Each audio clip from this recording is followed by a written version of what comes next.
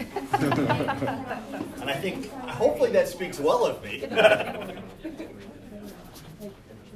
So we were just, before those of you just watching, we were talking about that some of the stuff in this reading today was complicated. The one I think that catches people the most is this idea of what an account is. And just keep in mind, with an account, it's a debt owed that comes around, that it arises from the sale of something or provision of services. So the example we were just talking about is the bar tab that you don't pay right away. You tell the bartender, I'll come back tomorrow and pay you back. That's an account. They sold you alcohol, and you said you pay later. That's an account. So it's property that can be used as collateral in a loan. So, and part of this may also, maybe that's a little bit confusing, is the idea that we haven't talked about default and foreclosure. The fact that somebody has a security interest, we haven't talked about what that means in terms of executing on the security. That's later in the course. Right now we're just talking about, does the security interest even exist? Okay, so what I'm going to do, the first thing I want to mention is, I did not like how using the electronic source last time, so I'm going totally analog. I've got my books with me, or 3 of them. So, just get your code out, that's going to be my answer. I was going back and forth, and things were shutting off, and I was just going to push this. So I'm going analog. We need to finish up the problems in chapter 2, and I think we got through problem 11, so we're going to work on problem 12, but instead of calling on you, I'm just going to work through, so we get through quickly and then move on to the material for today. So, problem 12 asks about whether or not Article 9 applies to the pledge of, or the granting of an interest in all and present or future commissions. So, there's an exclusion in 9109D statute, 9109D3, wages, salary, or other compensation. What the case says, that's listed in the problem, is that commissions are not wages. So if commissions are not wages, what's the effect of the exclusion? Does not apply, right? So if it does not apply, does that make it an Article 9 transaction? Yes, right? So there's a consensual grant of a security interest in the commissions. That means that unless there's an exclusion that applies, it's covered by Article 9, because 9109A1 says a contractual agreement to grant a security interest in property is subject to Article 9. And these commissions are granted by contract, so it's either an account or a general intangible. We'll talk about that when we get to the next chapter. Okay? So the exception, 9109D3, which says Article 9 does not apply to an assignment of wages, commissions are not wages. So the exception does not apply, which means that Article 9 does apply to this transaction. Okay? That make sense? All right. That was 12. 13. So the subheading here is non-financing assignments, and we have art business. He's not only sold all tangible assets, but the outstanding accounts receivable as well. Must the buyer take steps required by Article 9 of a secured party? What do you think? The answer is, I see a no, and the no is? Because it's 909 or the sale of the account is part of the sale of the business and the party. So, and let me explain the genesis of this. When a company is sold, and you're selling all the assets of the business, right, so this is a sale of assets, not a sale of stock. So in the sale of the assets, you're selling everything. That's not really a financing kind of transaction. That's just a transfer over to someone new of all the assets. And so that's why there's an exclusion. So if it's the accounts are part of a business that's transferred over, not covered by Article 9, because of the exclusion. It is a sale of assets, a sale of accounts, but the accounts are part of a sale of an entire business, not just the accounts by themselves. So the lesson to take from that is, if you see a question where the only thing that's transferred is a sale of accounts and nothing else transfers, it's an Article 9 transaction, right? Sale of accounts 9102A3, I think I'm right? 4 is a consignments. That's right. I said, so if you read a problem, if you're reading a problem and it says, Company A sold its accounts, and that's all that they sold, it's an Article 9 transaction. If you read a problem that says, Company A sold all of its assets to another company, not an Article 9 transaction, because of the exception 9109D. Okay? Yeah? What if they're selling that business only? Sorry? What if they're selling like their accounting department or something that it's not like bigger than just the accounts themselves, but it's not the entire business? I guess, does that depend? It says, as part of the sale of a business out of which they arose. So I would say if it's a business unit, that sounds like the sale of a business. Yeah. The kinds of transactions that they're talking about are sales of accounts by themselves. If there are assets going along with them, like the machinery, the cars, the buildings, then it's probably a sale of a business. Can there be edge cases? Sure. I mean, the right fact, I don't know, it's close. But those are the easy cases are only accounts, all assets. Yes, no. All right? All right. So then we move on. So that was 9109D6, right? No, sorry. That's one problem. Okay. So he sold his art business, so D4. Then we move on to the next part of this. Received a commission to paint a portrait, but he said he was too busy, so he assigned the right to do the portrait to another artist. Covered by Article 9 or accepted from Article 9?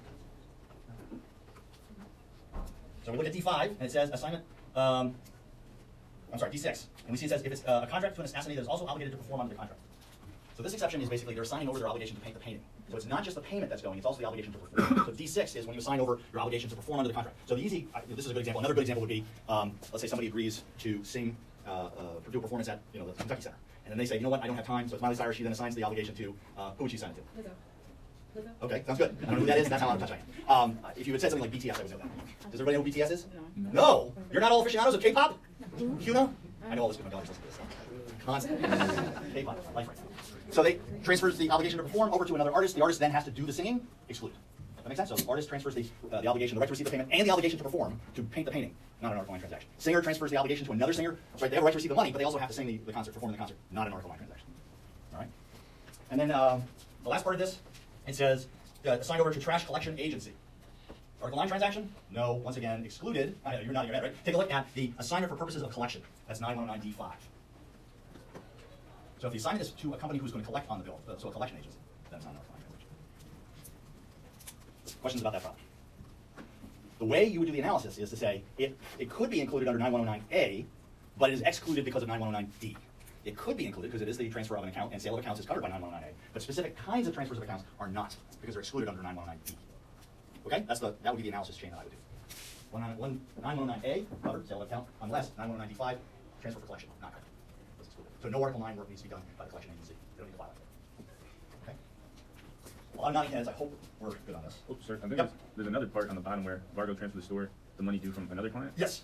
I'm sorry. No, you're right. No, I just want to make sure that we had gotten that. Oh, No, you're fine. So, Hey. and the answer is D7 is D7. So this situation is D7. Okay. Single account, not covered. So all of these are the D5, 6, and 7. 4, 5, 6, and 7. Good? Covered under A, but not covered because D excludes them. That's the way the analysis works. Problem 14. So, if I were charting it out, I would not because we don't have need. So, local loan company needs money to go to ONB, and we have a couple of transfers, right? What does ONB transfer? Money. What does LLC transfer? A security interest in? Accounts? Well, are they accounts? What are they? Oh, sorry.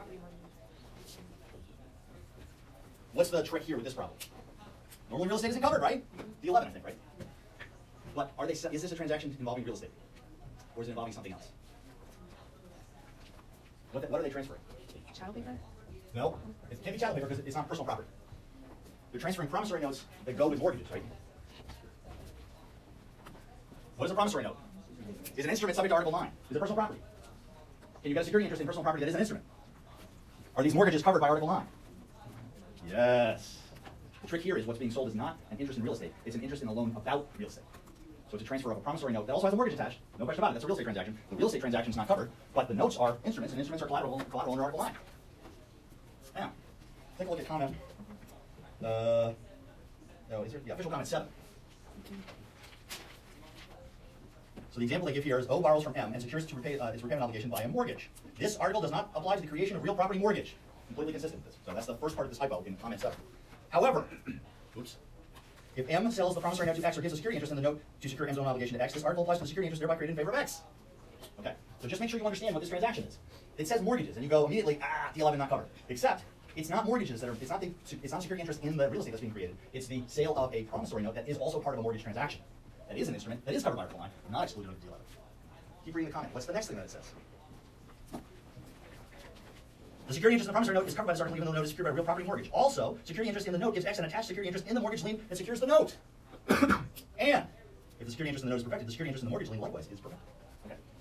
So we can't just say all transactions related to real estate are excluded. We have to ask what is the nature of the transaction. If the nature of the transaction is the creation of a security interest in real estate, that's a mortgage and that's real property law and that's excluded. If the security interest is in the documents related to the creation of that mortgage, a promissory note, for example, then it is an Article 9 transaction. No, because I did it extemporaneously. It will never be exactly the same. Let's look at the mortgage transaction. How do you create a mortgage? So A owns a home, right? And we'll say ONB is the bank, right? They need money. They go to ONB and say, give us money. ONB says, great, here's money. The only thing that A owns is of any value is a house, right? So they give a security interest called a mortgage to ONB. Plus they sign a promissory. Okay? Is this covered by Article 9? I just said it. No! I'm not making fun of you. I understand this is complicated. Please, I totally get it. The creation of the security interest in the real estate is a real estate transaction is excluded under 9109 D11. Okay, but ONB says, I want the cash. I don't want the mortgage now. I don't want 30 years of payments. I want cash today. So ONB makes a deal with First National Bank, and they transfer the mortgage over. So what goes back is money, and what goes over is the promissory note and mortgage. Is that an Article 9 transaction? Yes. So there's two transactions. This is the real estate transaction. This is the Article 9 transaction. Okay? Would that help? Article 9 transaction, not excluded, even though the underlying asset deals with real estate. But the asset itself that we care about is the promise to pay money that is secured by a mortgage. So that makes it an Article 9 transaction. Yes? So if A defaults and F&B decides to foreclose, then they get to jump to the front of the line. Well, so that's a really great question. In your real estate class, in your property class, did you study foreclosure? Yeah. Who gets to foreclose on a mortgage? Person with the note? The person with the note. The right to foreclose follows the note. Who owns the note now? F&B. FNB can foreclose. But that makes sense, right? FNB is the party that's out the money that's secured by the real estate. So FNB should be. But ONB cannot foreclose because they don't own the loan anymore. FNB owns the loan, so they foreclose. That's a real estate question. I would never test you on. Promise you, I will never test you on. But that is the benefit. Sorry, let me say, I'll never test you on the process of FNB foreclosing on A. I don't care that you know that. That's a real estate question. You do need to know that the right to foreclose transfers under the Article 9 transaction. Okay? Now, you don't know this yet. Does FNB have to file any paperwork to make sure that no other creditor can jump ahead of them? No. What is a promissory note? In the next chapter, the book calls it quasi-tangible property. The piece of paper, the possession of a piece of paper is the perfection of the paper. But that also makes sense because who is the party that's allowed to foreclose? The person who has the promissory note. So there's no harm, no foul, right? Why create a filing burden that's unnecessary? Because only the party that owns the note can foreclose. Okay? Okay, good. I'm so glad this is obvious to all of you. I see nervous looks out there. I get it. This is the hardest stuff, right, that we're doing right now. But is something a good? That's going to be easy. Is something an instrument that deals with real estate? Now you got to worry about the 11, right? Okay. That was 14, right? So problem 15. OMB issued Connie a consumer credit card as collateral for the credit card debts. OMB took a security interest in all items she purchased under the card. We're going to put that aside for the moment. As well as her personal checking account. Does Article 9 apply to the bank's rights in this account? This account is the bank account. And they cite you to 9109D13. What does that say? An assignment of a deposit account in a consumer transaction. Does Article 9 apply to the assignment of a deposit account for a consumer? No, it does not. That's what D13 is saying. If a consumer tries to grant a security interest in their deposit account, bank account, to the bank, that is not an Article 9 transaction. It is excluded under 9109D13. What if she pledges it to secure repayment of a business loan? So it's her personal account, but she transfers it for purposes of securing repayment of a business loan. Is it included? Is that an Article 9 transaction? Well, let's take a look at 9109. D13. Is that a consumer transaction that I just described? Would Article 9 apply to use her consumer bank account as collateral for a business loan? Is a business loan a consumer transaction? No. So Article 9 does apply. It's not excluded by 9109D13. So if a consumer in a consumer transaction tries to create a security interest in their bank account, not an Article 9 transaction. If a consumer in a business transaction tries to create a security interest in their personal account, it is covered by Article 9. It's not excluded. So again, the way you should do this is 9109A, is it covered? Yes, unless 9109D. That's the way you should do the analysis. Broadly covered under A, may be excluded as a specific exclusion under D. Problem 16. So let's just jump to 9109D9. Are judgments excluded? So an assignment of a judgment is excluded. Is this an assignment of a judgment? It was a settlement, And what is a settlement? not a judgment. It's a contract, Okay. right? Is a settled agreement a contract? Yes. Can you assign contracts? Yes. Are contract assignments covered by Article 9? Yes, they're not excluded. So the judgment cannot be assigned as an under Article 9 does not apply to the assignment of the judgment. Article 9 does apply to the assignment of the settlement. What kind of collateral is the settlement?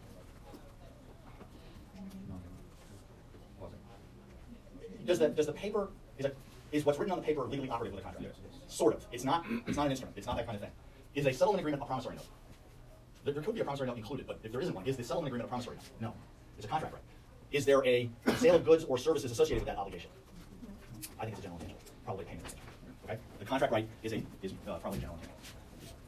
We're done with this chapter. Questions about this chapter? This is the scope chapter. Does Article 9 apply to the transaction? That's all we're talking about in this case. We're not asking what the following issues are. Does Article 9 apply? 9109. 9109 is the scope. Questions? Nervous, but feeling good about it, right? So I just read somewhere about psychology of learning that the assumption that it's easy makes it more likely you won't understand. So the fact that you're sitting there going, my brain hurts, actually probably means you're doing something right, and you're probably more likely to learn it. So I'm not telling you this is easy. This is not easy. This statute is complicated. I agree. But I think if you work through it, we'll get to a point at the end of the semester where hopefully you work around it. Okay, let's move on to the material for today.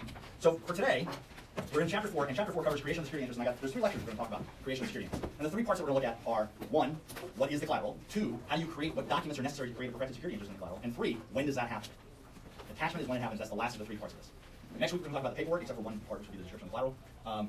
And today, all we're talking about is what is the collateral, okay? That's it. What part of Article 9 covers figuring out what the collateral is? What section of the book did you mostly look at? It's all definitional, right? So all we're looking at is the characterizing of the collateral is defined by 9102 mostly, although there are a couple times we have to go to other sections. You'll see that. Okay. All we care about today is what is it? What is the personal property that's covered by security? All the other stuff later. The book divides the collateral into what they hope for you is a helpful way to distinguish the different groupings of collateral: goods, quasi-tangibles, and intangibles. There's nothing in the statute that does this grouping. This is intended to help. If it doesn't help you, don't use it. But let me just take 2 minutes. Goods, I think, is self-explanatory. Quasi-tangible and intangible. Let's start with the intangible. The concept behind the group called intangibles is that there's nothing physical at all that defines the property right. There's not a document that tells you what the property right is, right? Again, goods we're not talking about. So the first thing is intangibles are literally things that have no physical form, and yet they still are property. And we've already seen one of these, and that's copyrights. Copyrights are general intangibles. You can't touch a copyright. The registration certificate issued by the federal government has no legal effect as to your ownership interest, except in a lawsuit. It doesn't define your right. Even a patent, which is a piece of paper issued by the federal government, the document itself is just a confirmation that the right was granted to you. It's not the right itself. The person who possesses that certificate from the patent office, they're not the owner of the patent just because they have that piece of paper. It's what the records of the patent office say are the owners, and that's right. If it's been transferred, that's fine. But that paper, possessing that paper doesn't give you anything. The middle category. The paper that you get represents the property right. So in my discussion, I said, hey, if you got a ream of paper, what is it? It's either inventory at Staples, or it's personal property, it's consumer goods at your house, or here at the university, it's equipment. Probably inventory because of the definition of inventory. Okay? But there's nothing written on it, so we don't care. In a similar vein, a contract that is written out, that is, I agree to work for the university for 10 years and get paid, right? That contract, while it represents the understanding between the parties, it's the understanding that's important, not the paper, right? The university can't transfer me to the UK by handing over my employment contract. I mean, what a dumb idea, right? But there are situations where the paper does represent the property right. Stock certificates. If you have a certificated stock certificate that says, the example I had in the hypo was Microsoft, right? So you have a piece of paper that says 100 shares in Microsoft, and you transfer that piece of paper to somebody else, you actually endorse the back of that piece of paper and hand it over to the new owner. So the transfer of ownership goes with that piece of paper. And that's the distinction that the book is trying to make. Now, I provided you with a second way to think about these different things, and that was about monetary obligations, so I had a lecture on that. Whatever works for you is fine. Sometimes it's just easier, read the definition, right? Forget about all the other noise. Which specific definition does it fall under? That works too, okay? The book is just trying to help you put things in categories so they make sense. If it's tripping you up, I absolutely advise you to ignore it. Do what works, okay? So if their grouping helps, great. If their grouping confuses you, ignore it. Okay? I don't know, that's a good question. Why are we listening? Thank you for shutting the door. Okay, so let's work the problem. So why would I'm not going to call one person to do all of the first problem. That would just be cruel, right? So why don't we just, together, work through the first problem, and I'm just going to call on one person to answer one blank, okay? And I'm just going to start here and work back, all right? So we're going to start this section today. So I'm going to ask you the very first blank, a professional pianist piano. It's equipment because it's not personal use if they're professional pianists. Right, so you jumped over one thing. Of the three categories of the grouping, it's goods, right? Because it's a movable object. It's a physical thing that's not attached to the building. Okay, so it's a good, and then you said, but it's got to be one of the four subcategories. Why did you pick equipment? Because that's the catch-all, right? Yeah, because it's not being used for personal use, so it wouldn't be a consumer good. So it's equipment because it's like part of her profession, a part of her business. Yeah, and I just want to make sure you're looking at the comments. If you look at the definition of, I believe it's, if you look at the 4th paragraph in comment 4A, I don't know what page it is for you, but comment 4A, 219-102, there's a discussion of the distinction between inventory and equipment, and how long does a piano last? A while, is it? Okay, so for this situation, equipment clearly is the right definition, and it's consistent with that comment that's in Article 9. Okay, the comment 4A has a discussion of the different kinds of goods. Great. Zach, right? Yes. All right. I'm going to do a very weak attempt to learn people's names. I've got this thing here. At the end of the semester, I guarantee you I will not remember your name. That's terrible, right? You can say on your evaluations, Professor Smith is a jerk because he will not remember my name. I have a brain defect. It's just really hard for me to learn names in groups. Yeah. Next blank. It's a good and it's a farm product. Why is it a farm product? Because in 9102-34 it specifically mentions livestock born or unborn. It's that easy, right? If looking up the answer is the way you get the answer, I'm totally okay with that being the way you got there. There's a definition for farm products that includes livestock in its definition. We're done. Yes? Okay, so later in the chapter, maybe we get to this later, but there was a case about like cows. Yes. Well, let's talk about this is a great time to talk about it. It said something like, the parties agree that cattle constitute goods, and they further agree that they are not farm products. And why is that? And I think your next question is, I don't know. I don't know. I know this. Adam, do you have a sense of why in that case they were not farm products, but they were equipment? They could have uses other than farm products. So farm product is a very specific definition. It includes the definition of livestock, but in the case it's livestock. But it's not a farming operation. What was the guy doing in the case? Yeah, it was like people were coming for. It's City Slickers. If you ever saw that movie, it's the City Slickers cattle. They create these fake cattle drives, and people are like, yeah, you're a cowboy. And they go with the cattle, right? Is that being held for sale? Is it part of a farming operation? Is what that person's doing a farming operation? No. The definition of farm products says it has to be part of a farming operation, right? That's not a farming operation. If it's not a farming operation, what are the other possibilities? Could be inventory, right? It's not a farming operation, but the cattle's held by, I can't even figure out what this would be, but Big Lots happens to have some cows on hand. It would be inventory. Or it could be a consumer product. I hug these every day, right? These are my comfort cows. No, but personal, right? A petting zoo at my house. Otherwise, if it's not at my house, if it's a petting zoo, what is it? It's this case. It's equipment. Right? Now, it says in the case, he sells them. The guy sold some to cattle occasionally. He said, but that wasn't the primary use. The question is, in the hands of the debtor, at the time of creating the security interests, how are they using the goods? Yes? I have a hypo, so Okay. I would like to answer. So, you know, like Do you have a potential answer? I'd love to hear what your analysis Okay, I think I have an answer. Okay. So, you know, like Tractor Supply on Easter, they have like little cute baby chicks, Yes. like ducks and things. So, in that case, would that be like inventory? So who is selling them? Tractor Supply. Tractor Supply? Yeah, it's like a So store. they sell tractors, but on this occasion, Well, they it's have not. What do you think? I think inventory. Yeah, it's a farming operation. No. There you go. It's really that simple. Yeah, not a farming operation, cannot be farming products, then it's either consumer goods, inventory, or equipment. If they're holding it for sale, inventory. If they're not holding it for sale, and it's not a consumer good, it has to be equipment. Done. That's straightforward. Let me show you a question. This is kind of going off of our main point, but back to the petting zoo. So that's equipment because it's lasting for a long time? Instead Yes, of inventory? right? We're going to get to a definition of inventory where things get used up very quickly. Yeah, that's exactly right. If the cattle lasts an extended period of time. Yeah. Great question. Yeah. I think I kind of maybe wonder if it was inventory because it said for sale, fattened by farmer for sale. Yeah, but it said farmer, right? Farming operation. If I tell you Farmer Brown at his farm is farming livestock, I hope that that's enough to make you go, oh, it's a farm. Even though he's going to sell it eventually. And remember, in my lecture, one of the things they talk about is how farmers hold things for sale, but they have farming products. And then everybody else who holds stuff for sale is called inventory. So farmers sell stuff.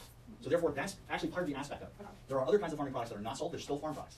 We'll look a little bit more at the definition. Okay, so whether the cow, or whether livestock is for sale or it's just on farm, do you call it farm product? Yes, if it's involved, right? So take a look at the definition, right? Let's take a look. It says, farm products are goods other than standing timber with respect to which the debtor is engaged in, right? So we're asking, what is the debtor doing? If they're a farmer in farming operations, then the things that they have that fall into this category, crops produced, right? Crops grown or growing, livestock supplies or products of crops and livestock. Right? It's not that they're being held for sale, it's that the farmer is operating a farm. Yeah. Key to the definition. So again, I may very well ask a question where you have Farmer Bob has a farm where he has some cows that he farms. If you can't get that that's a farming operation, I can't help. Right? But Farmer Bob's dog is a consumer good. Great question. What does the dog do? What does the farmer do with the dog? It's a consumer good. Yeah, if we define the dog as a good, and it's a consumer, yes. It says it herds. And it's probably part of then I would say it's a farming product. The dog, if it herds Well, cattle, it could be, equipment. right? No, I would say it's a farming product. Right? Sorry, it's either equipment or farming products, and farming products means goods other than standing timber with respect to which the debtor is engaged in a farming operation, and which are. And then the question would be: is it a supply used or produced? Sorry, is it a supply used or produced in the farming operation? The dog not the equipment. It's not livestock, it's not a crop. Well, what's the tractor? What's the tractor? Yes, because it's not a supply. It is a long-term thing that exists for a period of time. That's not part of the. It's not like timber, not like livestock or crops, or supplies in making those things. Right? Supplies. So what would be a supply? Feed, seeds, things like that. Would hay be a supply? I Or would would say- that be like a farm product? Well, you feed hay to the cattle, right? Yeah. Or it's a crop. Yeah. Both of those are farm products. Farm products. Yeah. All right, next blank. I want to make sure before we move on that we're good with this. So we just talked about the tractor. The tractor's equipment. Everybody good with that? Okay. So the next one is the farmer's chickens. I'll put that, maybe either farm product or consumer good, but it sounds like farm product. Do you raise chickens on a farm? Yeah. So if he doesn't like sell the chickens that he Doesn't, has. I don't think that again, the way the definition works is it says, are they, right, let's look at the definition again. It says, sorry, it's the previous page. Farm products, goods other than standing timber with respect to which the debtor is engaged in farming operations and which are crops, it's not a crop, livestock born or unborn, including aquatic goods produced in an agricultural operation. Is it livestock? Yeah. Yeah. So, I mean, it's not cattle, but goats, you raise goats, farming operation, farm products. Yeah. Mackenzie's counterexample is the chicks sold at a store. They would be inventory because it's not a farming operation. Yeah. But you said chicken at your house. You're at your house. It's your Okay. But it's just a good, it's just a consumer. personal, family, or household use. Right? It's your comfort chicken. Yes. So a farmer has chicken that lives in his house. Chicken's eggs, not selling chicken. I would say that it's not a farm. I would just say it's consumer goods because it's been being held for personal, family, or household purposes. Yeah. It's not part of the farming operation. It's a personal item. Great. So that was the farmer's chickens. How about the farmer's manure? And that James. This is a crap answer, right? That's a good one, right? I gotta laugh. You're gonna remember this one now. Just laugh. What is it? I think it's inventory. Ooh. Take a look at the definition of farm product. The last part, D.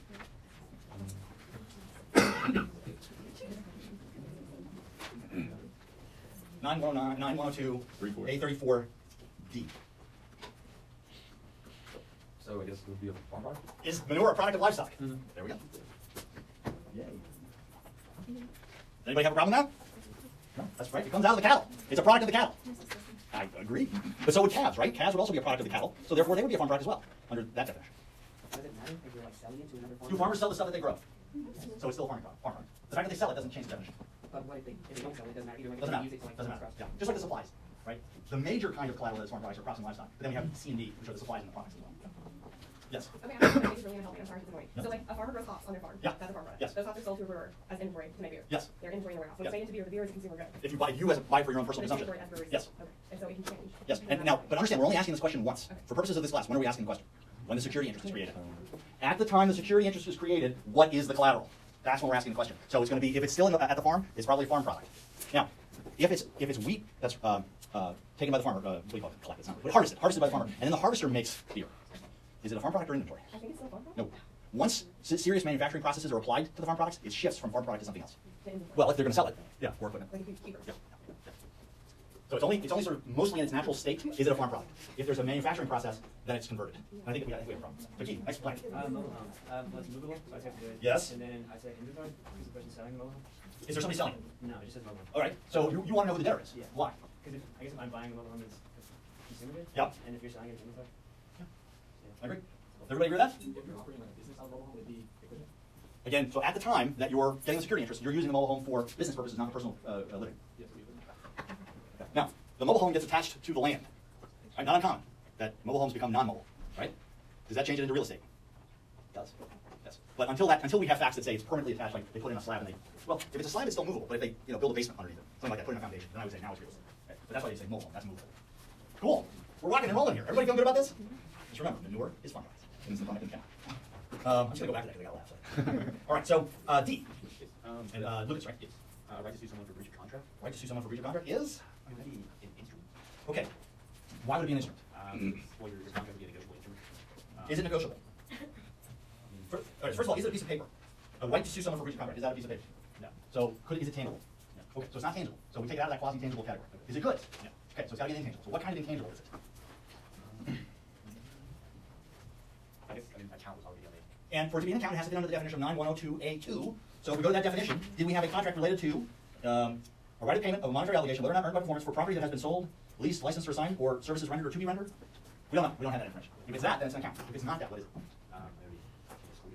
Well, if it's not an account, that's fit in somewhere else. Where would it fit? General intangible. Yeah, those are the two choices. And if you look at the definition of general intangible, we go now to 42. Any personal property, including things in action, which under old terminology is called a chosen action.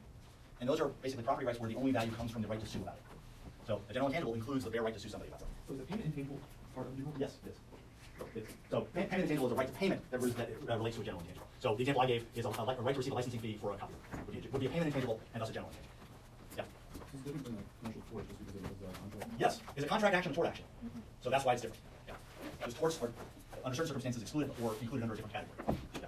Good? Everybody feel good about that one? No, I have a question over here. I was just like, I might have overthought it. Yeah. but, like, yeah, if you like transfer like a contract to someone, aren't you transferring the rights, which includes the right to sue? I don't know if I was like overthinking it or, I don't know. I'm trying to think of an example to answer your question. Right now, I don't want to overcomplicate it. Yeah. So just understand that the things in action idea, which is makes it a general intangible, is this property right in things whose only value comes from the ability to sue. That's what the thing in action is. Okay. Next point. A right to sue someone for negligence arising out of an automobile accident. So I said it was And a patent, right? Yeah, I said it was a personal tort claim, not a commercial tort claim, so it's not an Article 9 tort claim, not covered. Okay. So it is let's take a look at a right to sue someone for negligence arising out of an automobile accident. Could it be a commercial tort? Yes, if we had more information, What would you want to know? like who owned the automobile, like was it like a commercial entity, I guess? And why does that make a difference? Because then you're suing the company. Well, so who's collateral? So the question is there's a cause of action. So who owns the cause of action? And you're saying it depends on who owns the car. Right, So, like if it's an organization. and then what happens if it's an organization that owns the right to sue?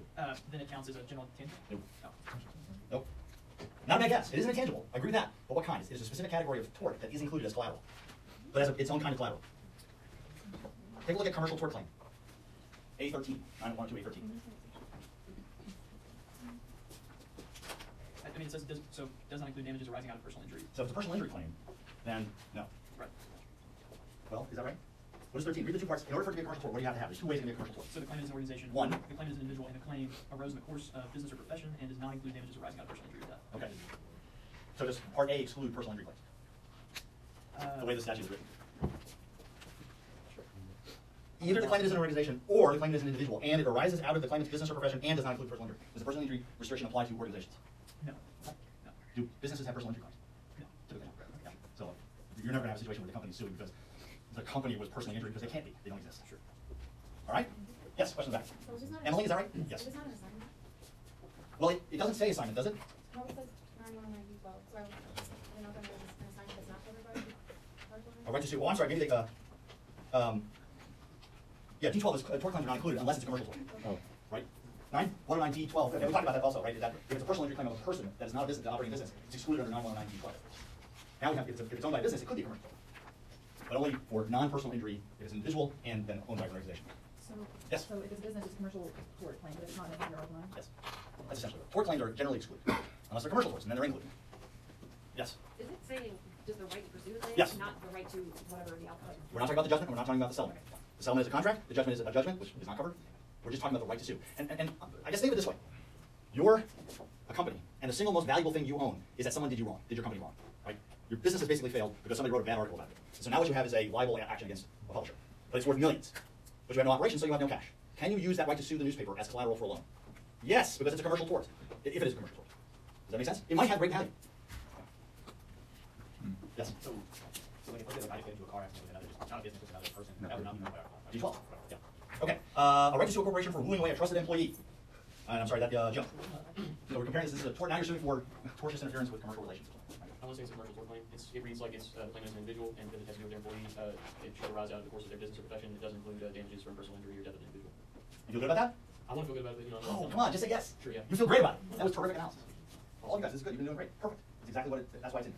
Sounds like it's an individual that has a tort, but the tort relates to a business. And it's not personal injury. It's tortious interference with contractual relations. That might be the claim. Everybody good? Okay, commercial tort. Next blank is Sam. I thought it was an intangible, and I thought it was an account, but after thinking about it, then it might be a general intangible. Okay, because? Because, let's see, including, the definition says, including, things Can't be an account if it's a general tangible, that's right. It includes, like, you can receive payment, it includes like a payment intangible. So is this a right to receive payment that relates to a general intangible? It's a contract right, right? But it's the settlement of a dispute over a contract right? So the settlement is a contract. So I think the payment intangible that relates to a general intangible is a general intangible. I think your analysis is spot on. Good. You guys are doing great. I feel like you don't have confidence in your answers. But you're seeing how we do this analysis, okay? We're just reading through the statute. What does it say? Apply it to the facts that's given, okay? Ross, next blank. We're here, it's a good, and it's all under equipment, it's not inventory, you use the full, it's not consumer goods. So this is the pencils notation. Okay, so let's take a look at the definition of inventory. And just make sure that you still agree after you read that one. Take a look at definition of inventory and 48D. Acts as raw material, important part of materials being used or consumed. Inventory. So the difference between equipment and inventory is the amount of time that the thing will last. And if it's used up in the course of operations, normal operations, it's inventory. But if it lasts for a long time, then it's equipment. And I'll take you back to the comment 4, and if you look at just the 1, 2, 3, 4th paragraph at the end, the last couple of sentences describes the difference. Let's take a second to look at that. Comment 4 to 102, 4A. In the 4th paragraph, it describes the difference between equipment and inventory. All right? Otherwise, I agree with you. If it's not used up, then could you have a mechanical pencil that an artist would use for years? Would that be equipment or inventory? Yeah, because it's not used up. The lead they put in the pencil, equipment or inventory? Yes. So if you're an artist and you have brushes and things like that you don't throw away very often, right? You use them over and over again, equipment. But the printer is equipment. There you go. The printer's equipment, the paper's inventory. Can you repeat what the answer was? I guess I wasn't paying attention. Okay, so it's inventory. Okay. So take a look at the comment 4A to section 9.102. All right, next one, liquor license. What do you think? Now, right? I think it's a general intangible. And why is that? Well, that's sort of the casual definition, and I know it's not a quasi-intangible because you can't really transfer a liquor license. Only when a piece of paper that grants the liquor license doesn't transfer ownership of the liquor license, right? You gotta apply to the city and have permission for transfer. So the paper doesn't represent the interest. Great, so it's not a quasi-tangible. And why not account or one of the other quasi-tangibles? I don't think it really fits the other categories, so we just go with the general casual. Yes, liquor license is a general intangible. I want you to pause 1 second and think about that. If you grant a security interest in a general intangible, just use that word, general intangible, it covers a lot of stuff. A lot of very important intangible forms of property fall into the category of general intangible. And you don't have to specifically describe them, you just call them general intangibles. The next thing you know, your liquor license is pledged to the bank, even though you didn't even think about it. That's equipment I'm not worried about. I don't think debtors really understand the consequences of the term general intangibles. Very broad. Yes? What value would the bank get in a liquor license? Well, it's a great question. Can they foreclose on it? That's a separate issue. Do they have a security interest? That's where we are today. Whether that security interest results in a foreclosure of any value. No, I mean, no. The city may say, don't care. You don't get to operate the bar. But they could, right? They could say, because you have a security interest and you've now repossessed it from the owner of the bar, they could say, we terminate the liquor license for the bar and you can transfer it to somebody else if you want. It depends on the rules outside of our All right, good. Next blank. We did the liquor license now, right to the return of a security deposit held by a landlord. Lexi. Yeah. So I said it was an account, possibly, or the general intangible, so I'm gonna go with And is it, why would you exclude it from account? What would cause you to say it's not really an account? Because it is an obligation to pay money, and account includes that. But then there's these subcategories. It's not for the sale of goods, it's not for the performance of services, right? You're just letting the person in the building, not doing their taxes. It doesn't fall under any of the other subcategories, right? So it's not an account, doesn't fit into the other categories, so therefore it fits into the catch-all, so general intangible. I agree with your analysis. Everybody good with that one? All right, next blank. Dylan. Newspaper carriers rights to payment already delivered. I said that would be an account because of the rights to payment for the monetary obligation. Since it is. So it's an account? Yeah. Agree with that. All right, everybody agree? That one's pretty straightforward. You're selling newspapers, they haven't paid you, it's an account. All right, Mitchell. They're not yet delivered. They're not even necessarily still being an account in this case because many for services to be rendered. Yep. You have to go to the Yes, I agree with that, right? For services to be rendered. Okay, so we're rocking along here, right? So the liquor license, and now the person's bought by a lawyer for the law. So, Jen. I have a fear that it is a equipment because they're going to be long-lasting and for commercial purposes. What about the fact that they're used later? If they were used later, doesn't the problem say he brings them home? Does that change your analysis? Well, at the time, originally the security was created, so when you bought them, it was for commercial purposes. Exactly right. So let's just take a second to talk about the case. It's Trooper. Is that the name of it? Henry Troop. So they have this tractor, and the question is it consumer goods or is it equipment? So they're operating a farm as a side venture. What are the key facts to the court in that case? 1, that they checked consumer good, and they did not check business. And 2, it was a side venture. It was not their main employment. So it sounds like, and the farm never made money, as I recall, right? So at the time that they executed the security agreement and created the security interest, it was equipment. It was consumer goods. It was consumer goods. And we don't care what happened later. Even if they did quit their jobs and start farming, it doesn't change what it was originally. It was consumer goods. In the case, it was important because a security interest in consumer goods does not need to have a filing in many cases. Whereas if it's equipment, you always have to file. So that was the big difference. The security interest is not perfected if it's equipment, but it is perfected if it's consumer goods, which we will learn in the next few classes. Okay. Next blank. On Augusta, loaned her nephew $5,000 with an oral agreement. So, Kelly, what do you think? So that would be intangible minus payment intangible? Sorry? Payment intangible? Yeah, payment intangible, which falls under the category of general intangible. Is there any? Did she receive in return a promise to perform or do some kind of act or provide goods? No. So it's not an account. It's just a bare promise to pay. And is there a promissory note? It doesn't say that. It says it's oral, right? Are oral promises to pay enforceable? Yes. They're not subject to the statute of frauds. So you don't need a piece of paper. If they had a piece of paper, what would it be? Would it be a general intangible if there was a promissory note? No, that would be an instrument. Yeah. So it's just a bare promise to pay with an oral promise to pay. We good about that one? You're rocking and rolling here. Okay. Next blank. Patents, trademarks, and copyrights. Greg. The general intangible. Since I already said that. That's not fair. You don't get the. How about the next one? Finish up lottery wins. Doesn't count. Oh, why? Well, the definition includes lottery wins. Yeah.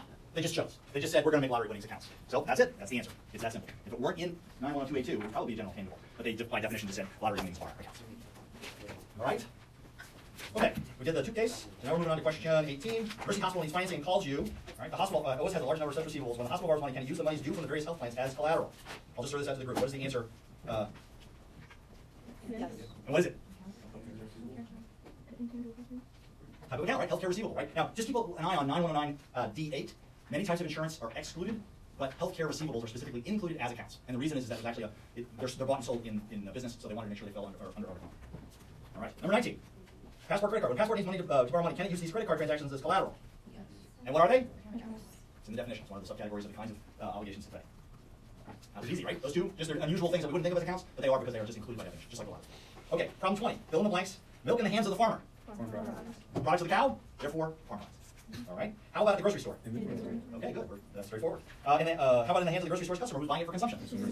We're rocking this. That's easy. Would your answer to the second question change if it were a restaurant? What is it if it's a restaurant? Why is it inventory? Yeah, it's used up in the operation of the business, therefore it's inventory. Yes? It also depends, like you're buying a glass of milk, will that be? So they could be selling it, then it would be inventory easily. Or if they're using it in baking or making the food, then it's also inventory. It's inventory either way because it's either used up quickly or, right? Okay.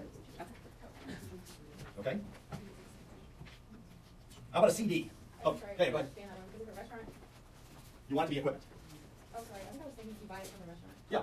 If you buy it as a consumer, then it's consumer goods. If at the time you bought it, you're immediately granted a security interest. It's a ridiculous idea, but it could happen. It could happen. It's not possible. More likely, it's the restaurant's using it in their business. And it doesn't matter whether they're selling it or they're using it up and they're making food. Either way, it's inventory. Okay? CD accounts. Is there a kind of account that is a bank account? Deposit account? Okay. Why? How is a CD different from a deposit account? Does anybody know? You can just go in, pay your money back, you have to wait. And is there a document that represents the CD? And the problem says, what if it's transferable? What is it? Instrument, yes. Most bank accounts are deposit accounts. So your checking account, your savings account, your time account, whatever they call them, the one weird little kind of account that could be transferable is called a CD, and if it's transferable, it could be an interest. Instrument. Everybody go with that one? So was it instrument? If it's transferable. I would say it's either a deposit account, if it's just, they call it a CD, but it's just like a savings account, or if it's a CD that's transferable, then I think it's an investment, it is a, yeah. Yeah, an instrument. How about those two kinds of receipts? The one, the air bill. What's that? Document? It's a document. Now remember, document has a definition. It's not just any piece of paper that has words on it. It's a particular kind of piece of paper that has specific words on it. So when you hand stuff over to the carrier, it's called a, Warehouse receipt? or are they a warehouse? It's a bill of lading. Okay? If you deliver to a carrier, the carrier issues a bill of lading. If you deliver to a warehouse, the warehouse issues a warehouse receipt. But it doesn't matter. They're both documents. Okay? They're technically a little bit different in who you're delivering it to, bill of lading versus warehouse receipt, but both of those are documents. And I have classes over, and I have a meeting I have to go to, and we have some problems that we'll start the next time. And if we get further behind, I may ask us to come in a little bit on Friday. Hopefully we get through it. But you have to eat lunch. Do you, I cannot take any time.